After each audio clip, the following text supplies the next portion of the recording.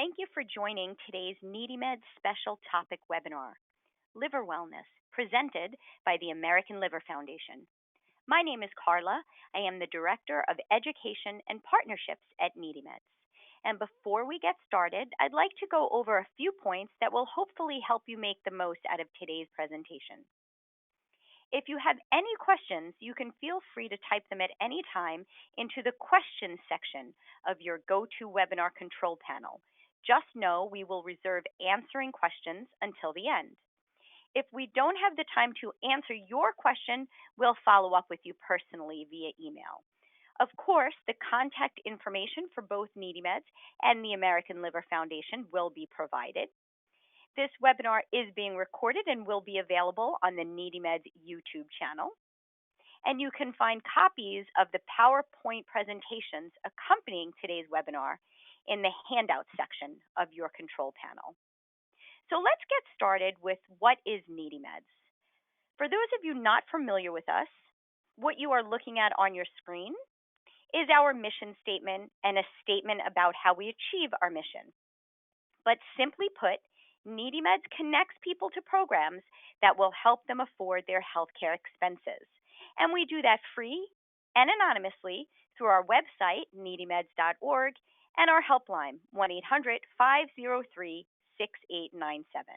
And I always like to put up a screenshot of our homepage because really our website is the face of our organization. And it gives me an opportunity to point out just a few resources. If you are looking for healthcare savings resources, you should check out the Patient Savings tab. I mentioned that this webinar is being recorded and will be available on our YouTube channel, and you can find a link to that YouTube channel on the top right of our homepage with the rest of the social media icons. It's the third one from the left.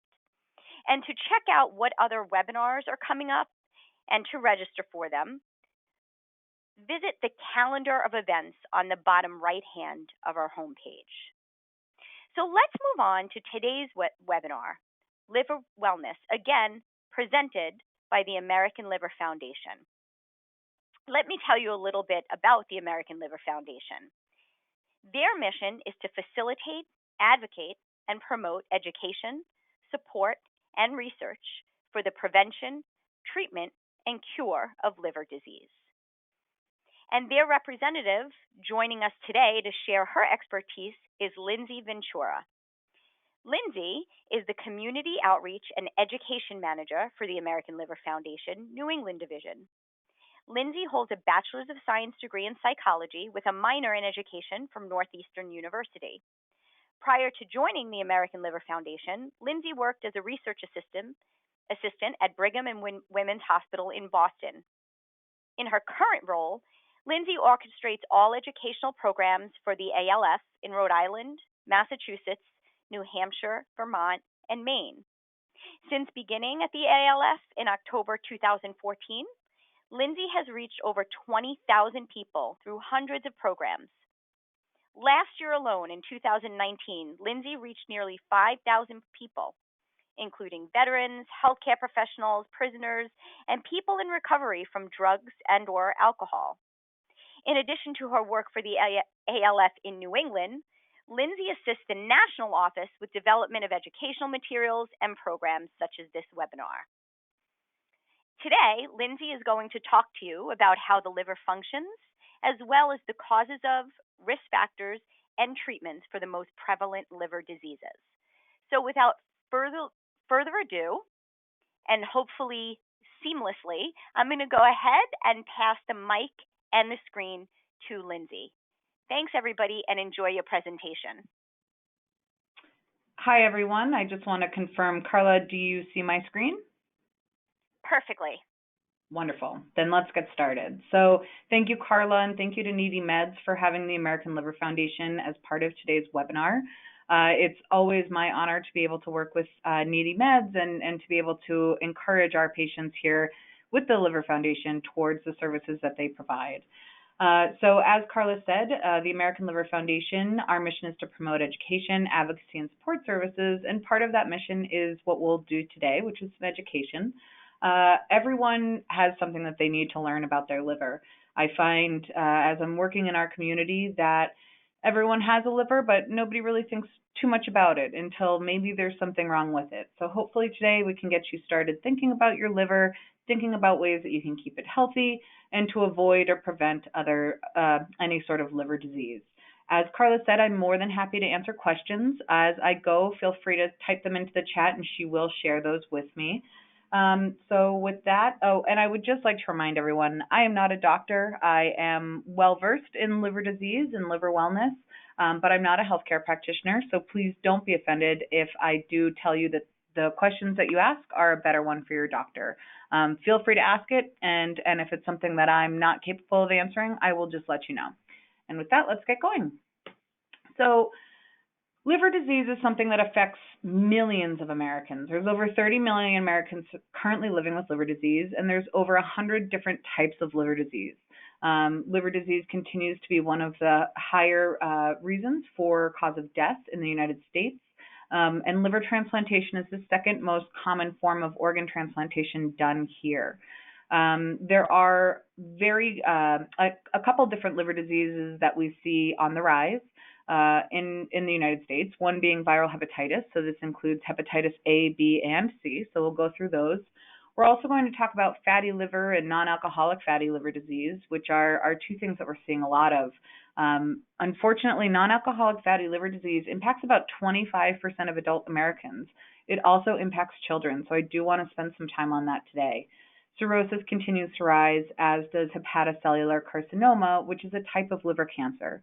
It is a kind of cancer that arises from the liver rather than having something like a metastatic liver cancer that's gone from another organ or part of the body and then spread to the liver. So today, this is a general sense of what we'll be covering. So your liver is essential for life. I mean, live is in the name.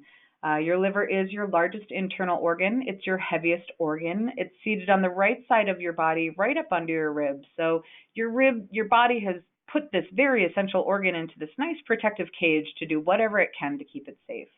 As I said, it weighs between 3.5 and 5 pounds, so it's very large. It extends almost all the way across your upper body. It has these two distinct lobes, the right and the left lobe, and it's just nestled in there right under your lungs and above your stomach. Your liver's biggest role is to act like a filter in a fish tank. Whatever you eat, drink, breathe, or absorb through your skin is processed by your liver. Whatever your body sees from another. Our liver helps to build muscles. It acts like this rechargeable battery. When we eat, it stores up energy and nutrients we don't need right away, and then when we need it, it lets it back out. It helps to make bile to digest food. Your liver creates the bile, sends it on down to your gallbladder, which then sends it into your intestines for digestion.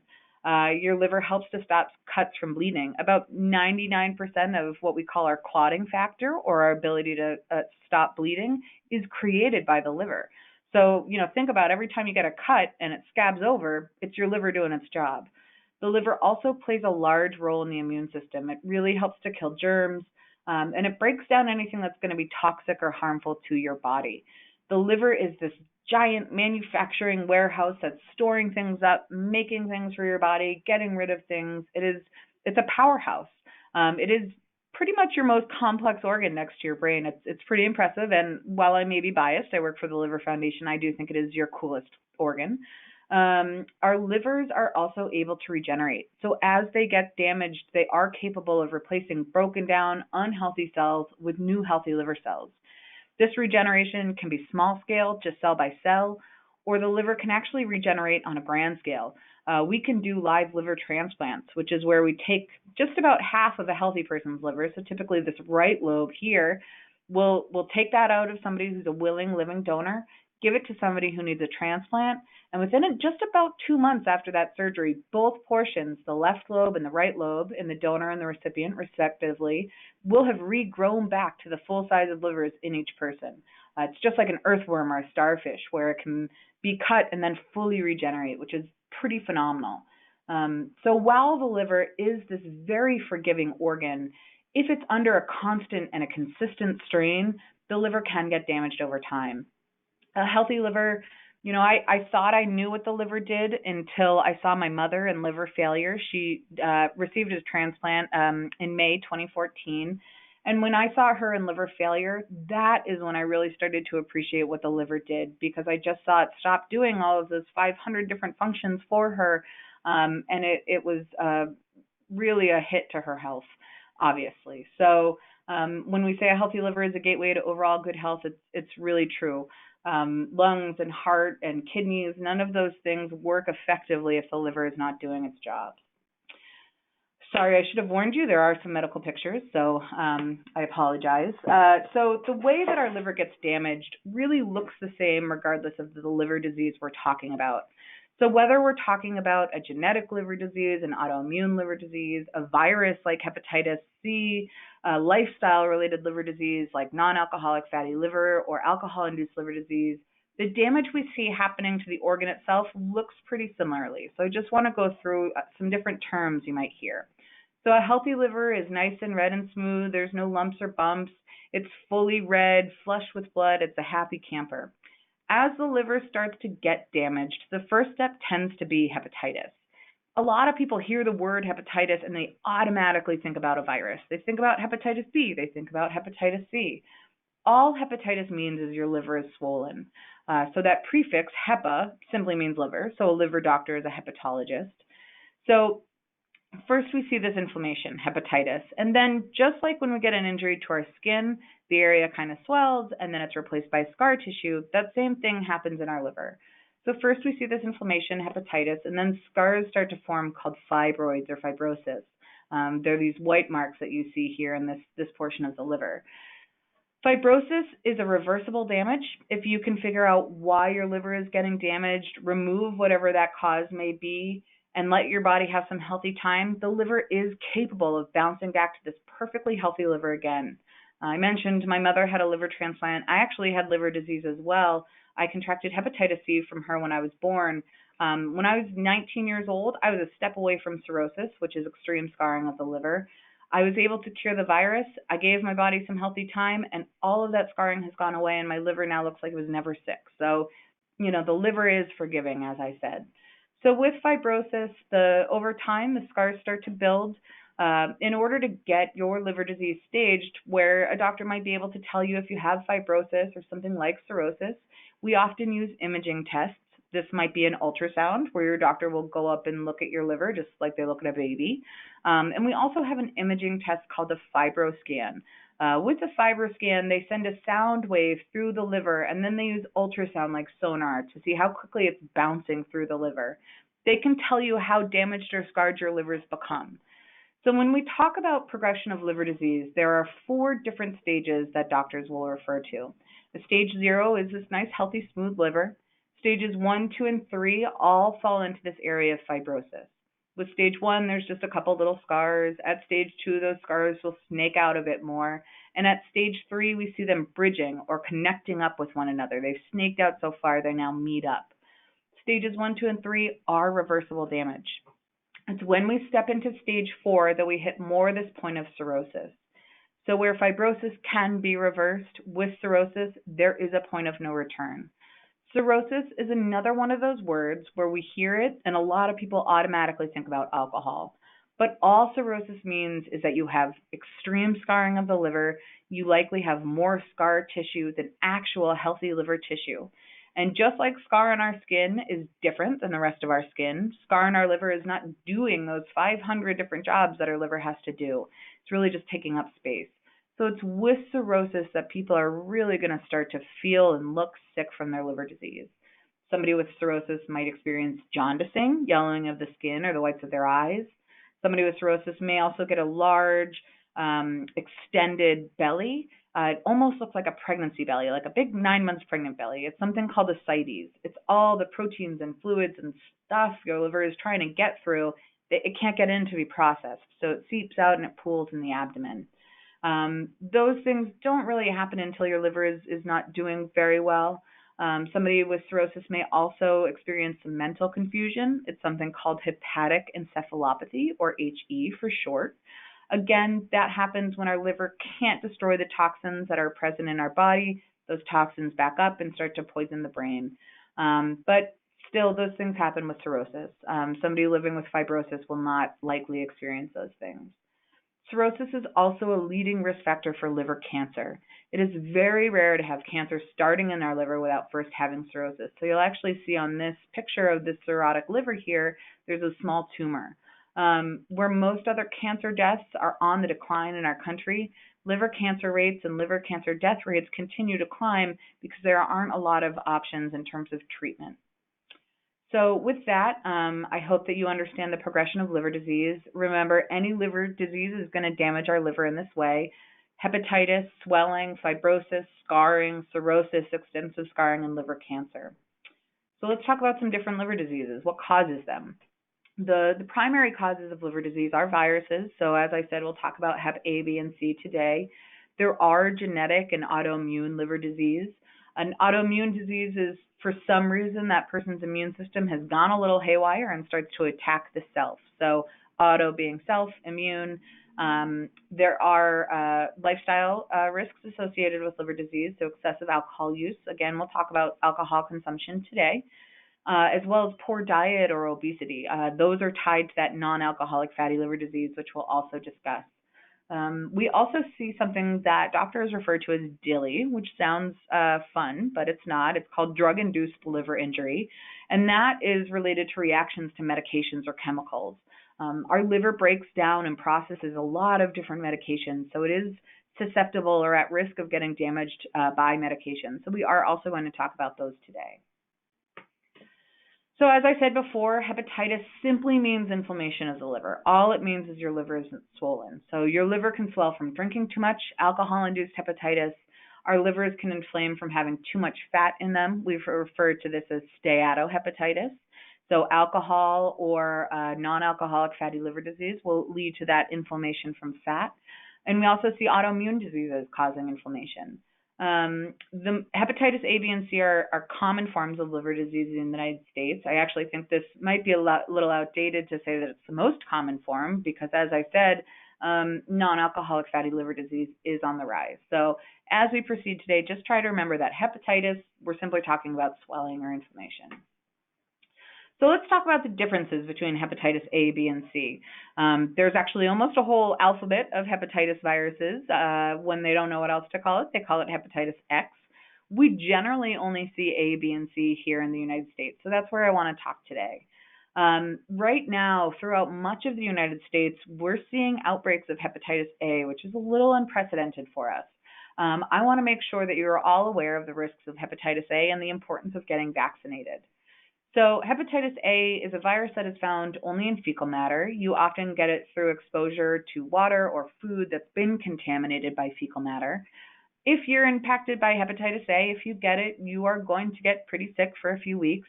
Most people feel pretty awful for about a month straight, but there is a vaccine for hepatitis A.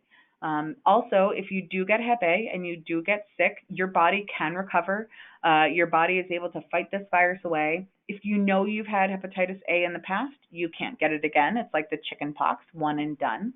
And there are ways to prevent this virus. So beyond getting a vaccine, which is important, washing your hands very well after using the bathroom or changing a diaper, trying to avoid food or water that may have been contaminated, avoiding raw shellfish. There is a risk if shellfish has been exposed to human fecal matter, and then avoiding sexual behaviors that expose you to fecal matter, so like an oral to anal contact.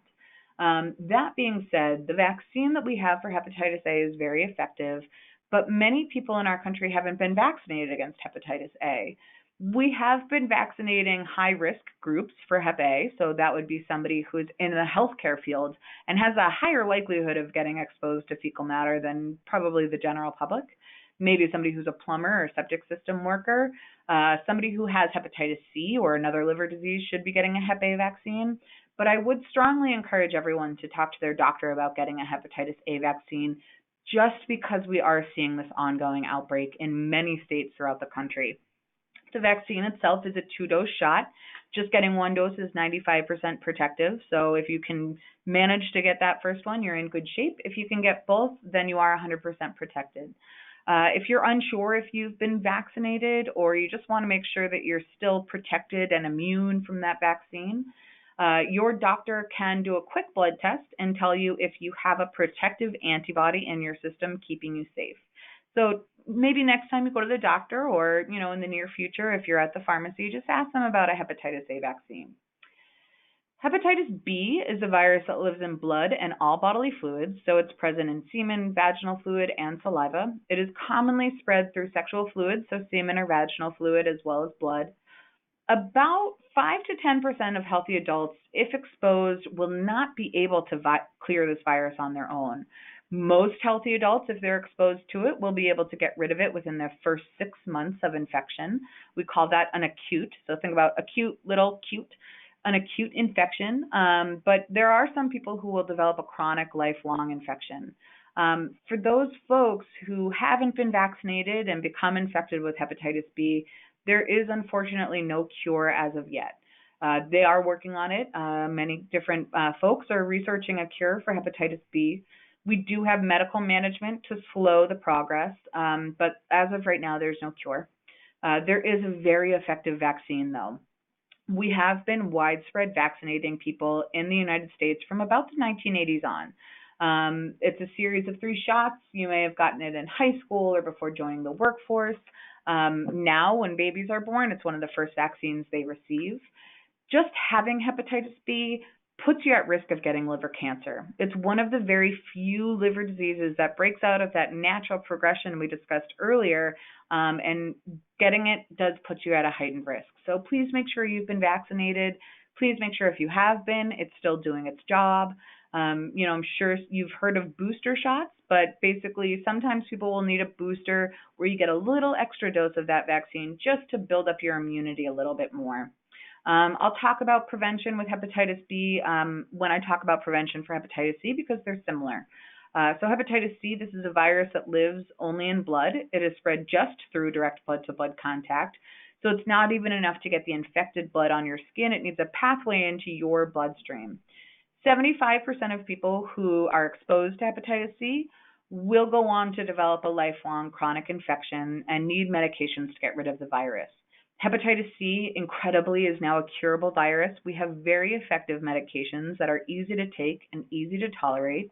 As I said, only 75% of people develop that chronic infection, though. So there is about 25% of the population who can do what we call self-clear or get rid of this virus with their own immune system. We're not really sure who or why or how quite yet. And just because you can do that once doesn't mean you can do it again. Hepatitis C is a virus that we are never immune to. So where our bodies can build an immunity to hepatitis A and B, whether through previous infection or through a vaccine, there's never any immunity to hepatitis C. So you can actually catch it over and over and over again if you are re-exposed several times. So when it comes to preventing hepatitis B and C, think about getting tested if you want to become pregnant. There is a risk of what we call vertical transmission, basically a mother giving birth to a child and the child then becoming infected. Having unprotected sex with a partner and or multiple partners may be a risk. As I said, hepatitis B is a common is high risk when it comes to sexual transmission. There is a small risk of sexual transmission with hepatitis C, but there does have to be a blood-to-blood interaction between partners to transmit hep C via sex. That is because hepatitis C does not live in semen or vaginal fluid. It's only in blood. If you injecting, inhaling, or sharing straws to use drugs or injecting with a needle or sharing a needle are very high risk factors. Unfortunately, with the ongoing opioidemic and the rise of injection drug use, we are seeing increasing rates of hepatitis C because of injection drug use. Try to avoid sharing razors, toothbrushes, nail clippers, anything that might get a little blood on it. It's always best to have your own set. And if you're going to get a tattoo or go for a piercing, make sure they're using brand new, fresh, one-time use needles and brand new, fresh, one-time use ink in a brand new, fresh cup. There is a danger of that virus, whether B or C, living in the ink or on a tattoo needle from one person to the next. So there's some simple things you can do to avoid these viruses. If you're considering getting tested, there's some big risk factors that have been outlined for both hepatitis B and hepatitis C. I would encourage anybody with these risk factors for hepatitis B to get tested. So if you've immigrated from Africa, Asia, Eastern Europe, Mediterranean countries, or portions of the Caribbean and South America, there are heightened risks heightened rates of hepatitis B in different areas, different continents, because of not being as progressive with vaccinations or not having the right access.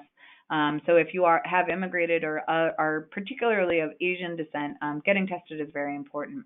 If you have a family member or a sexual partner with hepatitis B, remember there is that risk of transmission. And if you're a healthcare worker, firefighter, police officer, EMT, mortuary attendant, or daycare worker, there are some people who are just at a higher risk for being exposed to bodily fluids. When it comes to hepatitis C, there are some big risks that I just want to run through for reasons why to get tested. So anybody who received a blood transfusion prior to 1992 really should talk to their doctor about getting tested. We didn't know what hepatitis C was till 1989, and it wasn't named or tested for until 92. So some people did get tainted blood transfusions prior to that time. I love that there are commercials out there now about this. So anybody born from 1945 to 1965 should be screened for hepatitis C at least once in their life. We see very high rates of infection in the baby boomer generation. It's about 1 in 30 boomers who were exposed. And unfortunately, veterans also among that age range are at about a 5-time higher risk for having been exposed to hepatitis C.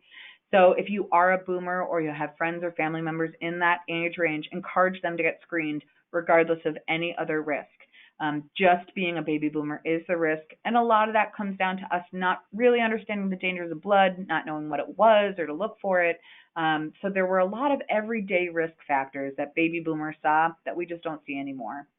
If you've ever shared needles or used needles or shared equipment to inject drugs or straws to snort drugs even once, there is a risk of transmission if somebody is sharing a straw to use drugs intranasally.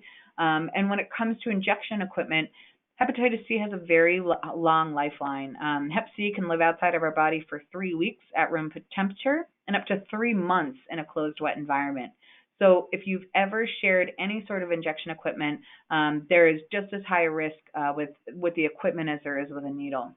If you've been on long-term hemodialysis, this is for kidney failure. If you've had abnormal liver function or liver enzyme tests, your doctor should look for something like hepatitis C. When our doctor does a liver panel or a liver function test or checks our liver enzymes, it's like a snapshot of how is our liver functioning at this very point in time. Having one elevated liver function test is not enough to say something's happening with your liver. If I had a really fatty meal last night, my liver function test would likely be up today because my liver is working a little harder. But then if I had them retested, they would likely go back down to normal. It's when it's persistently elevated that we need to be concerned. If you're a healthcare worker, emergency medical worker, exposed to needle sticks or blood, being born to an infected mother is a risk. It's about a 5 or 6% chance that a baby born to an infected mother will contract hepatitis C. If you've ever had unprotected sex with multiple partners, as I mentioned, there is a risk of sexual transmission when it comes to hepatitis C, but that virus is not going to be a normal sexual fluid. So having unprotected sex heightens that risk, but there still has to be that blood-to-blood interaction. Receiving tattoos or piercings from unsterile needles or an unregulated source, I would say. And then blood exposure. So sharing razor, toothbrush, nail clippers, tweezers, again, anything that might get a little bit of blood on it. If you've ever shared with somebody who has hep C, get tested, but it's always best to have our own set of things. So with that, we're going to switch to talk about alcohol. As Carla said, I do community outreach and education for New England, and I find the one thing that most people know about their livers is that it processes alcohol. But what I find a lot of people don't know is how much alcohol is too much, and when does it become problematic. So I just want to cover that really quickly. If we were not on a webinar right now and we were live in person, I would take out a solo cup and ask you to pour yourself what you consider one drink. I would challenge you after this webinar, go into your kitchen, pour out what you think one drink is, and then put that into a measuring cup to see. Because often we are overserving ourselves, or we go out to a bar or to a restaurant and we get overserved. So our livers can process about a drink an hour. When we introduce more than that, we get a blood alcohol content, we get free-floating alcohol that causes other health issues. And this is one standard drink. So a standard drink is 1.5 ounces of spirits or hard alcohol, 5 ounces of wine, that's 12% wine. We're also seeing more and more craft beers that have higher alcohol content, so maybe 9% instead of 5%. So also be mindful of the percentage that we're talking about. So 5 ounces of wine, that's at about 12%. 8 ounces of malt liquor and 12 ounces of beer, and that's 5% beer. Again, these new craft beers have much higher alcohol content. I've heard some things like, beer is better than hard liquor. It's not the type of alcohol you're consuming, it's the amount that really matters. So again, I would just challenge you to check out what one drink size actually looks like when you're pouring it into a cup or into a wine glass, or even into a plastic cup that you might use at a barbecue. So how much is too much? What is excessive alcohol use? This is always starting to people. So binge drinking can be just as damaging as daily heavy drinking. And binge drinking is the consumption of 4 or more drinks on one occasion being defined by about 2 to 3 hours. So again, say you're at that backyard barbecue for a couple hours and you have a few drinks while you're there. If you're consuming more than 4 drinks, then you are binge drinking. And binge drinking is very damaging to our liver. For men, binge drinking is 5 or more drinks consumed on one occasion. Obviously, no pregnant women should be drinking, and anybody under 21 should not be drinking. Heavy drinking consists of 8 drinks or more per week for women. And that's heavy drinking. That's not moderate or safe. That is too much alcohol. So 8 drinks a week. That's one a day with one extra one night. For men, it's 15 drinks or more. So that's at least 2 a day, which again is quite high. So just be mindful of your drinking. Many people who don't consider themselves somebody who has an alcohol use disorder will develop liver problems from drinking too much because our livers really don't know the difference between an addiction or social drinking. So again, I hope you take my challenge, especially now in January, which we recognize as go dry in January. Many people opt to cut liquor out during January. So during this time where many are thinking about their alcohol consumption, maybe take a second look at yours. So what happens with alcohol in our liver? Our liver is responsible for breaking down alcohol. Our livers just hate it. It's just very upsetting to our livers. We can develop alcohol-related hepatitis, which would be a really intense inflammation of the liver because of drinking too much alcohol. Fatty liver disease. This is something common that develops in folks who overconsume alcohol. Fatty liver disease, as it pertains to alcohol, is just the liver starts to store a lot of extra fat, and over time that fat leads to swelling and scarring. And then alcohol-related cirrhosis. I actually just read an article recently that said that drinking deaths from overconsuming alcohol and developing cirrhosis have almost quadrupled of late. So it's really important to think about how much alcohol is too much and the real serious injury that can happen, especially if we can prevent them by cutting back or cutting out alcohol. So as I said, alcohol-related hepatitis is this inflammation or swelling of the liver. Many people will experience nausea. Some people might get jaundicing, which is that bright yellow skin or whites of your eyes, and severe abdominal pain. The abdominal pain that accompanies liver disease tends to be in the right side where your liver is. We just talk about that area as the upper right quadrant. So some people may feel an ache or a pain, or when my liver was inflamed, it felt like an overinflated balloon. Some other people, I always encourage folks to tell your doctor if you have any sort of history of family liver disease, even if it's something related to alcohol. Some people just make more of the enzyme we need to break down alcohol. Some people just make less. So, some people are at a higher risk of developing this condition if they have those genetic factors that reduce their ability to process alcohol. Not having eaten enough or being malnourished is another risk. And if something else is happening with your liver, consuming alcohol is going to really add insult to injury and may result in something like this. Recovery from alcohol-related hepatitis is possible. There are some situations where maybe just one episode of acute alcohol-related hepatitis may warrant a liver transplant. So it is really very important to be mindful of your alcohol consumption. Fatty liver disease, again, sorry, I already discussed this, but symptoms are rather rare. Sometimes people will experience that discomfort, but if alcohol can be stopped, that damage will go away. That fat will reabsorb, and the liver will get back down to normal. Again, alcohol-related cirrhosis, the most serious liver disease. This is where our normal healthy tissue has thus become scar. And as we discussed during the progression of liver disease, there is a possibility of regeneration if abstinence is achieved. But at a certain point, we're not going to be able to bounce back, and a transplant might be necessary. So for the longest time, doctors said you only get a fatty liver from drinking. And then they started seeing folks develop fatty livers from other causes. So they coined non-alcoholic fatty liver disease. So development of a fatty liver from something other than alcohol. Again, this is where the liver starts to accumulate extra fat. And over time, it leads to swelling and scarring. And this has nothing to do with alcohol consumption. While hepatitis C has traditionally been the leading cause for adult liver transplants in the United States, NAFLD, non-alcoholic fatty liver disease, I will refer to it as NAFLD from here on out because the other is a bit of a mouthful. So NAFLD can progress to cirrhosis, liver cancer, or liver failure, and doctors do believe it will soon be the leading cause for adult liver transplants.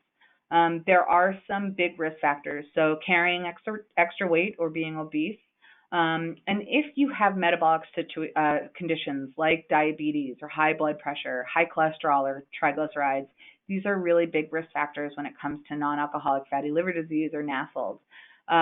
People will live with NAFLD for many years without really looking or feeling sick. What we're running into now is that folks develop NAFLD and then we don't really know that they have it until they've hit later stage liver disease like cirrhosis. As I said earlier, many adults have non-alcoholic fatty liver disease because folks don't often get diagnosed for it. There's conflicting numbers, but about 30 to 40% of adult Americans have this, and close to 10% of children aged 2 to 19 have NAFLD. We're actually seeing young children, some as young as 13, getting liver transplants because of non-alcoholic fatty liver disease. So NAFLD is prevented and treated pretty much the same way. Losing weight, and it doesn't need to be extreme weight loss. You know, it can be so daunting if we are 100 pounds overweight to lose 100 pounds. But to resolve non-alcoholic fatty liver disease, it only takes about a 7 to 10% loss of your body weight. So say you're 300 pounds, if you can drop 30 pounds, your liver is going to be much happier. Eating a healthy diet.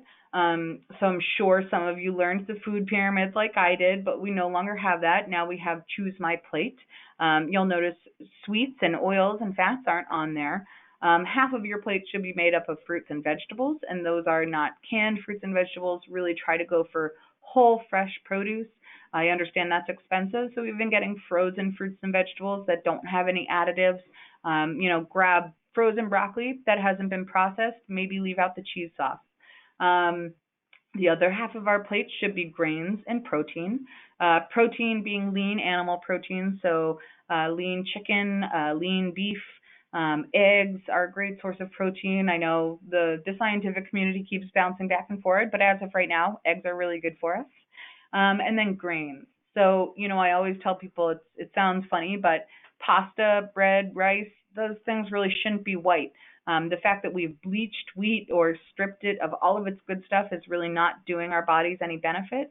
So try to get back to the whole grains, picking a whole grain brown rice, something like that. The best food advice I have heard from liver doctors is when you're in the grocery store, try to stick to the outside sweep. Everything that's good for you in the grocery store is around the outside of it. You have your produce section, fruits and vegetables. You have unprocessed meats. You have dairy. You have eggs. You have cheeses. When you're in the aisles, you're just going to select more hyper-processed stuff. So next time you're in the grocery store, hear my voice, outside sweep, and make sure that most of the things in your cart are coming from that outside. Exercise and an active lifestyle is huge. Not only can this treat NAFLD NASH, but it can prevent it as well. And it doesn't need to be being out, we're here in Boston, so, you don't need to be out training for the Boston Marathon. It's about getting your heart rate up for 30 minutes once a day. It can even be broken up into 10 minutes, 10 minutes, 10 minutes. And it's whatever it takes for you to get your heart rate going. If you have diabetes, keeping your sugars in check and lowering your cholesterol and triglycerides is very important. So, as I said earlier, our liver is at risk of things like medications and like drug-induced liver injury or DILI. So, even being overexposed to household cleaners or bug sprays, paint fumes, or other chemicals, remember our liver processes what we breathe. So, if we're breathing cigarette smoke or if we are cleaning our bathroom and we don't vent where we are, we're breathing that in, and it's our liver's job to break those things down. Cigarette smoke does impact our liver. If you have a fatty liver from alcohol or from diet, cigarette smoke will actually make a fatty liver worse. Misusing prescription or over-the-counter medications, and there's actually a lot of different medications that can lead to liver injury. So something like acetaminophen, which is the active ingredient in Tylenol, acetaminophen is something that can cause really bad damage to our liver if we take too much. There's a very good website called knowyourdose.org. It's here at the bottom of this site or on this page. Acetaminophen or Tylenol, I'm going to say Tylenol just because that is the most commonly used medication, but acetaminophen is in about 600 over-the-counter medications. You could be taking far more than you mean to. Take too much, overdose, and not really realize it. So just make sure you flip those bottles over, you check the back. We are starting to see yellow. You can kind of see it here, but there's a highlighted label. We're starting to see new labels coming out to really encourage folks to realize that there is acetaminophen in that medication. And before I move on, I just want to touch briefly on vitamins and herbal remedies. Before you start taking any sort of supplement or vitamin, please make sure you ask your doctor if it's okay for you and your health. There was recently a woman over Christmas time who had to have a liver transplant because she had started taking weight loss medication. It was an herbal remedy, an herbal supplement, and the combination wrecked her liver. Similarly, there was a man a few years ago in Texas who woke up one morning bright yellow, full-on liver failure, needed a transplant desperately, and his doctors couldn't figure out what's wrong with him. Finally, they realized 3 months previously he had started taking a green tea supplement, so it was a hyper-concentrated dose of green tea. He was scared of cardiovascular or heart disease, and he ended up needing a liver transplant because he had taken that. We think, if we're buying something over the counter or if it's all natural, that it's really not a big deal, or we don't need to tell our doctors, but please make sure you share those things with them. There can be interactions that we're really not aware of. And always remember, you can ask your friendly pharmacist at your pharmacy to come out and talk to you about different risks that might be there. So to finish off, I just want to talk about some signs and symptoms of liver disease. As I said, we all have a liver. We all need to think about it, and we all need to love it a little bit more. But if you notice any of these signs and symptoms, please make sure you're talking to your doctor. So yellow discoloration of the skin or the eyes, this is jaundice. And it doesn't need to be a bright yellow. It can be kind of a yellow tint. Abdominal swelling or severe abdominal pain. And remember, it's going to be that pain is going to be around that right side where your liver is. The swelling might be that fluid filling in the belly. Prolonged itching of the skin. This tends to be focused around the hands and the feet and get worse at night. When I had hepatitis C, I experienced this, and it was awful. It feels like an itch that comes from the inside out.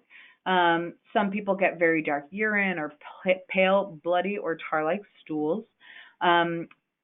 It's hard to differentiate, are we having dark urine because we're dehydrated or because of something with our liver. But again, if you notice these things, just bring them up to your doctor.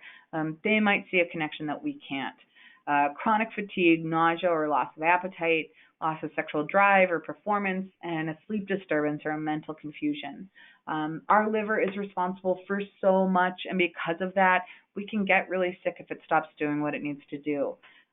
Before I go over to Carla for some questions, I just wanted to review some really helpful resources for you.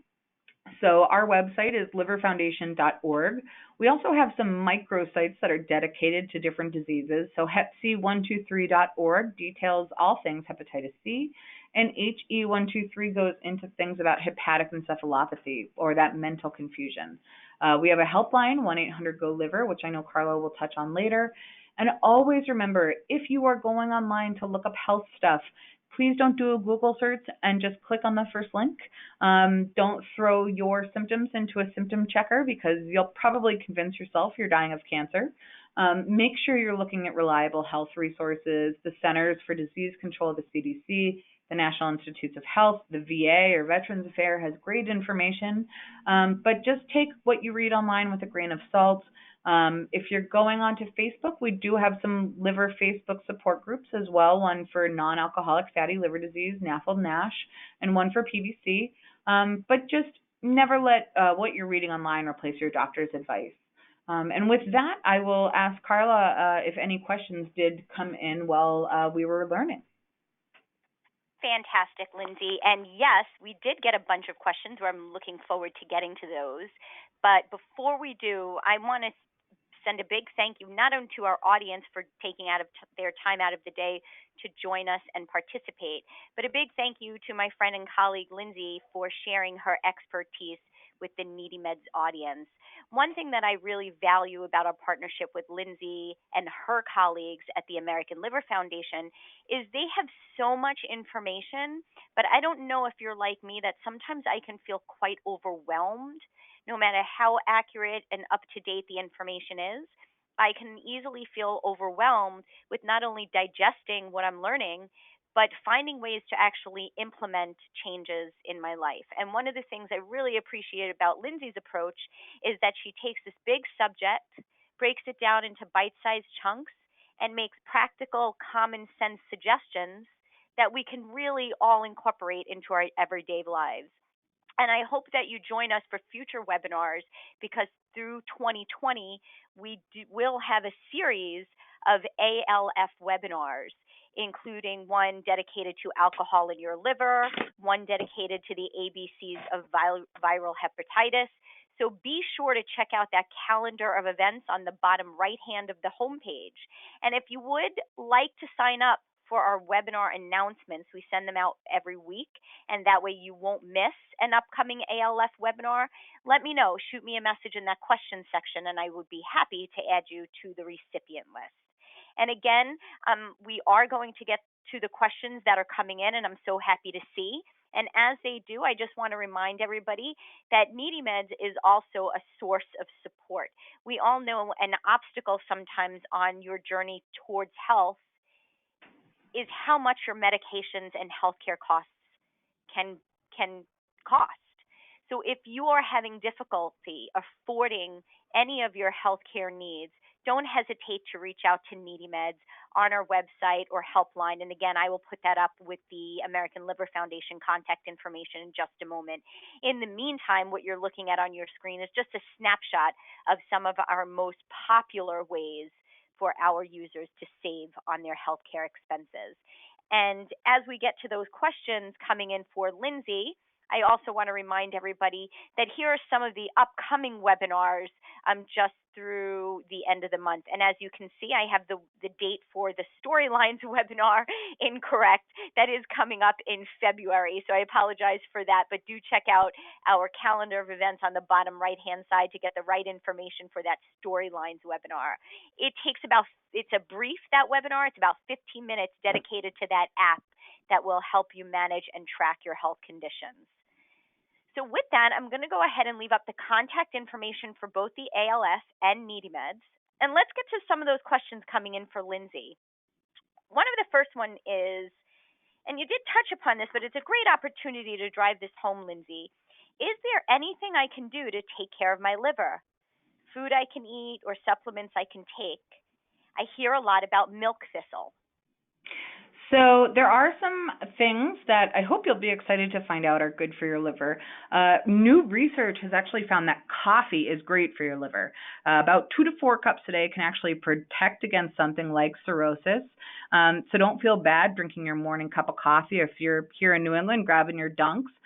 just be mindful of how much cream and sugar and flavors you're throwing in there, as that would then contribute to fatty liver disease. So coffee, broccoli, exercise, all great for our livers. In terms of supplements, I know you mentioned milk thistle. This has long been heralded as the cure-all for all liver disease. There's really not enough evidence to support it. There's not enough evidence to refute it. But please just remember, never start taking anything without asking your doctor first. There could be something there that you're just not aware of. And it's just really important to get your doctor's input before you start putting something in your body. So important. And we have an audience member just drilling down a little bit into, you mentioned coffee, whether or not the coffee has to be caffeinated to be good for the liver, or would we get the same benefits from decaf? I believe it's both. I'm actually just going to look it up really quickly. That's great. And I will take an opportunity to mention just a little tidbit about myself, which is I had no idea, and I am a grown woman, until the last couple of years. I thought decaffeinated meant that there was no caffeine in coffee. Reduced. I had no idea that it was simply reduced caffeine. So it actually looks that it has the same kind of benefit, decaf versus regular. But the one thing to remember is that this isn't any and all caffeinated beverages. It's something specific about coffee. I get the question, what about teas? What about herbal teas or black teas? It's something about the coffee bean that is seeming to be beneficial. So it's just something to keep in mind. But for sure, we do see benefits from coffee, whether it's decaffeinated or not. That's a great question, and thank you so much for drilling down into that. It's from the caffeine from the coffee specifically, because had you not drilled that down, I would have just said the same thing. Oh, I'm having a caffeinated beverage, good to go. Yes. And I bet another question. Yeah, thank you, Lindsay. And another question coming in is, does the ALF? There's a few questions about specific diets. We hear about all these various fad or popular diets. I would imagine some effective, some not so much. Does the American Liver Foundation have a stance on it? Do they offer information on diets that are popular, and in particular the keto diet? So the keto diet, we really don't encourage you to do the keto diet. It's really not good for your liver. It's so high in fat. And as we discussed, fat is not good for our bodies. And there's a portion of keto that's kind of throwing you into starvation. Again, I'm not a doctor, so you can speak with your doctor if that's something that you're looking into getting involved with. What we do see as beneficial is that know your plate, getting back to basics. I heard recently if your grandparents couldn't identify it, don't eat it. But fruits, vegetables, whole grains. Whole grains are really important. Protein and dairy. Try to get back to those basics. The Mediterranean diet is supported by most liver doctors. It's kind of bringing in those healthy saturated fats, going back to the whole grains, and reducing really processed things. But I would really shy away from the keto diet. There's a reason so many diets like that are fad diets and not the tried and true. So we know for sure fruits, vegetables, whole grains, protein, dairy are good for us. So really trying to simplify things to that level is important. It's a good rule of thumb to live by. We have somebody else drilling down about a particular beverage. And again, I bet you get this question a lot because I've heard this as well. Yeah. Cranberry juice. Somebody has heard that cranberry, maybe sugar-free cranberry juice dissolved in, maybe 32 ounces of water is considered, quote unquote, a detox for the liver. I'm sure that's something you hear, cranberry juice a lot because I do. Could you shed some light on that for us, Lindsay? For sure. So I think you hit on something really important, Carla, the sugar. Juices have sugar. Just like any other beverage, like a chocolate milk or a soda has sugar. It's best to get our fruits, not so much from juices, but from eating them. When we juice something, it really takes out a lot of the good stuff like fiber and also makes a lot of those sugars that naturally occur in the fruit a lot more available for our body to do things with. So trying to minimize juices in general is important. And if we think about it, our liver is a detox. That is its job. Its job is to take in toxins and get rid of it. There's nothing we can really do to encourage that process along except for just leaving our livers alone and trying to make the best decisions with our food and our exercise as we can. Getting good sleep is important.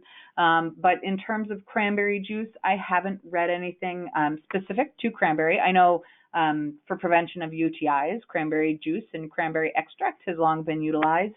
But in terms of the liver itself, really trying to focus in again on reducing juices and upping our consumption of fruits and vegetables.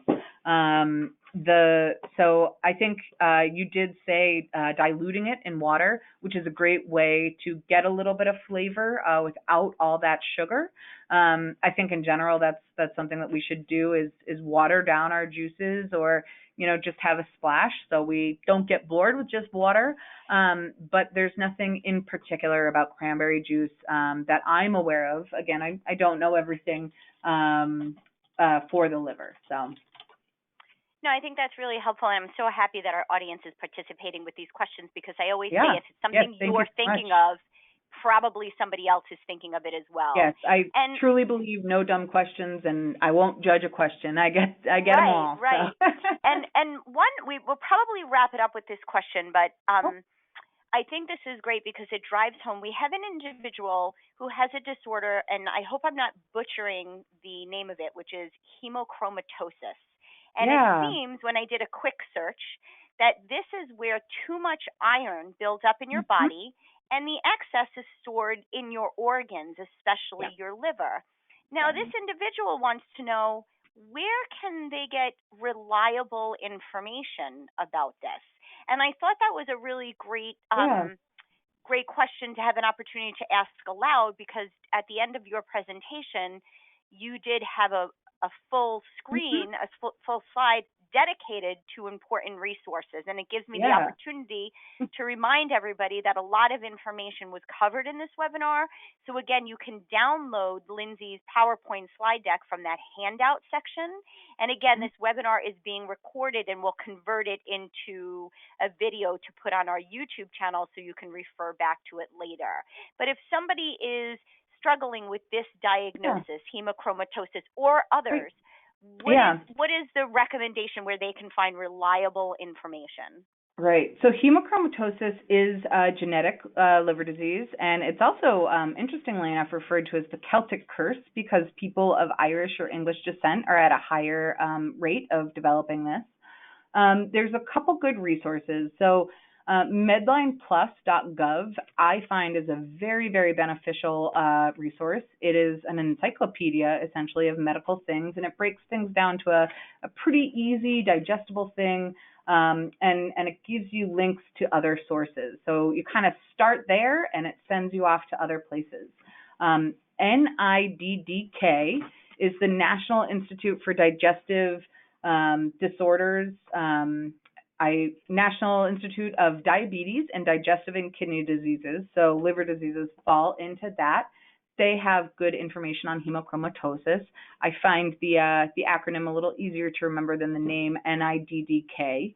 Liverfoundation.org, I guess this should have been my first plug, but we at the Liver Foundation, if you go to our website, liverfoundation.org, we actually have a section, if you go to About the Liver, there's a section called Diseases of the Liver, and alphabetically listed, we have many of the most common types and some of the more or less common types of liver disease. So we do have a whole page on hemochromatosis.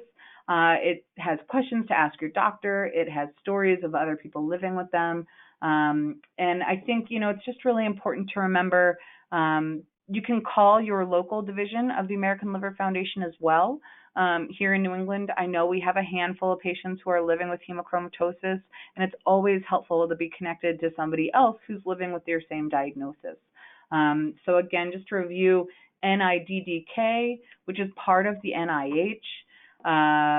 We can go to medlineplus.gov, liverfoundation.org, and Mayo Clinic actually is a great website as well. I go there regularly. It has symptoms and causes and treatments. So mayoclinic.org. There's also a hemochromatosis group called hemochromatosis.org, and that is dedicated just to hemochromatosis. But those other resources I gave, Mayo Clinic, Medline, liverfoundation.org, and NIDDK, are going to have information on many more liver diseases than just hemochromatosis.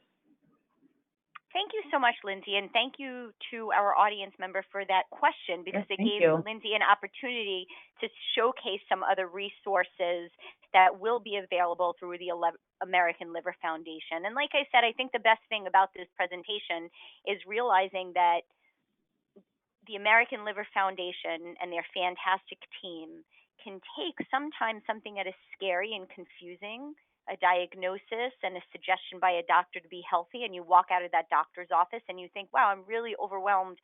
I don't know how to begin. And the American Liver Foundation really offers an enormous sense of support, because they can break down exactly what's going on with your liver and make suggestions. And importantly, as evidenced by this last question, point you in the right direction of other reputable, accurate, and up-to-date resources. So we're going to go ahead and wrap up the presentation now.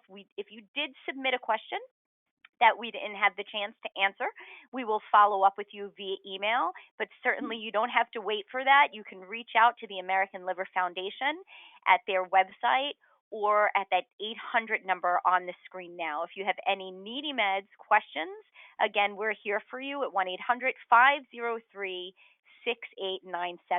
And please do return to our calendar of events on the bottom right hand of the NeedyMeds homepage to see when the ALF is returning for their next presentation. Thank you so much, Lindsay, for taking time to share your expertise with me, NeedyMeds, and our audience. And thank you, everyone, for joining us today. We do hope you enjoyed the presentation.